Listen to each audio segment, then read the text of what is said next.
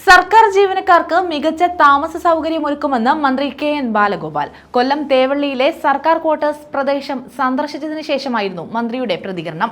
Flat മാതൃകയിലുള്ള ബഹുനില മന്ദിരമാണ് നിർമ്മിക്കുക. 26 കോടി രൂപ നിർമ്മാണ പ്രവർത്തനങ്ങൾക്കായി വകയിരുത്തിയിട്ടുണ്ട്. ആധുനിക കാലത്തിന് ചേർന്നവണ്ണമുള്ള പുതുക്കിയ രൂപരേഖ സമർപ്പിക്കാൻ മന്ത്രി നിർദ്ദേശം നൽകി. പ്രദേശത്ത് അനുയോജ്യമായ സ്ഥലവും കണ്ടെത്തി നൽകണം. നടപടികൾ പൂർത്തിയാകുന്ന മുറയ്ക്ക് നിർമ്മാണം തുടങ്ങി സമയബന്ധിതമായ പൂർത്തീകരണം ഉറപ്പാക്കും. കോർട്ട് കോംപ്ലക്സ് ഇപ്പോൾ പണിഞ്ഞുകൊണ്ടിരിക്കുകയാണ്. എല്ലാ കോടതികളും, ജില്ലാ കോടതി മുതൽ എല്ലാ കോടതികളുടെ ഒരു സമുച്ചയം കളക്ടറേറ്റിനടുത്ത് വരുന്നുണ്ട്.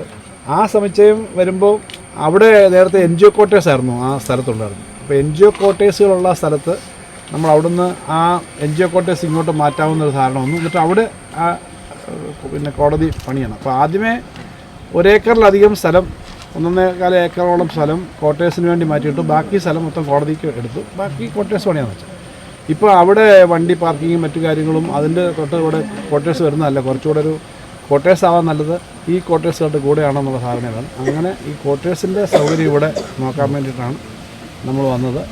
തേവള്ളി ഇതെന്ന് പറഞ്ഞാൽ പഴയ കൊട്ടാരം, തേവള്ളി കൊട്ടാരം, തിരുവിതാംകൂർ രാജാവിൻ്റെ വിശ്രമ മന്ദിരങ്ങളിലൊന്നാണ് തേവള്ളി കൊട്ടാരം. ആ തേവള്ളി കൊട്ടാരം കാമ്പസാണ് ഇപ്പോഴത്തെ ഈ തേവള്ളി ക്വാർട്ടേഴ്സ് നിൽക്കുന്നത്. അതിനകത്ത് NGO ക്വാർട്ടേഴ്സിൻ്റെ ഈ പുതിയ ബിൽഡിങ്, പുതിയ സംവിധാനങ്ങൾ ഒരു ഫ്ലാറ്റ് രൂപത്തിൽ കൊണ്ടുവരണമെന്നാണ് ആഗ്രഹിക്കുന്നത്. അതിൻ്റെ നിർമ്മാണ പ്രവർത്തനങ്ങൾ സംബന്ധിച്ചാണ് നോക്കിയത്. ഞങ്ങളെല്ലാവരും കൂടി കോടതി സമുച്ചയ നിർമ്മാണത്തിന്റെ പശ്ചാത്തലത്തിൽ നിർമ്മിക്കുന്ന പുതിയ സംവിധാനത്തിന്റെ സാധ്യതകൾ പരിശോധിക്കാനെത്തിയ മന്ത്രിക്കൊപ്പം M. മുകേഷ് MLA, ജില്ലാ collector N. Devidas, ADM G. Nirmalkumar, പൊതുമരാമത്ത് ഉദ്യോഗസ്ഥർ എന്നിവർ ഉണ്ടായിരുന്നു.